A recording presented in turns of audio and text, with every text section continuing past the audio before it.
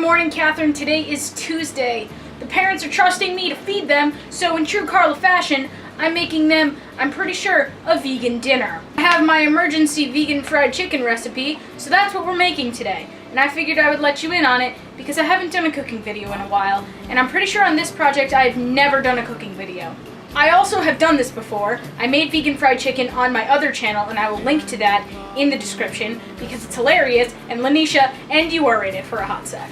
So in order to save us time, I have already measured out all of the ingredients. So I have the dry ingredients in one bowl and the wet ingredients in the other. The wet ingredients consists of yellow mustard and water, and my recipe just fell. The first step in all cooking adventures is to do your dishes, which is why you hear the dishwasher potentially in the background. Tonight's menu is vegan fried chicken and yellow rice and pigeon peas. So yellow rice and pigeon peas is gonna go on when I start the fried chicken because it has to cook for 25 minutes. The dry ingredients are flour, onion powder, garlic powder, pepper, salt.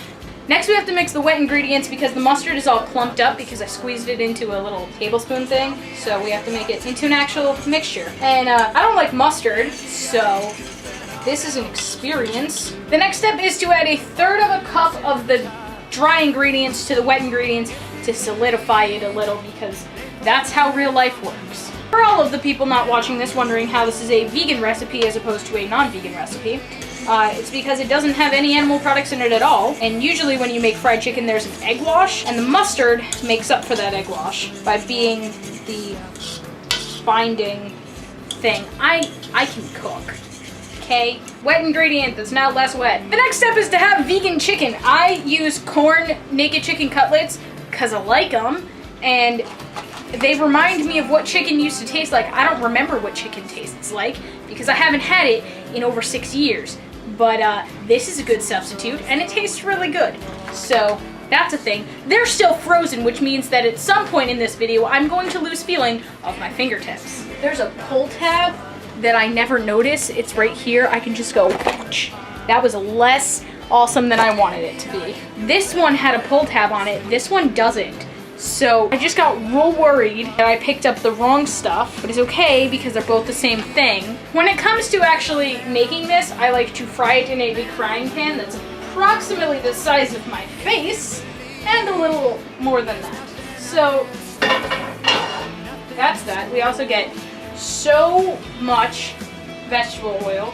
Now we're gonna start the rice because that takes 25 minutes to cook, but first we're gonna turn this on. This is where everything could go horribly, horribly wrong. So I'm gonna move the flammable recipe. Are you ready for this? Stand back. I am a professional.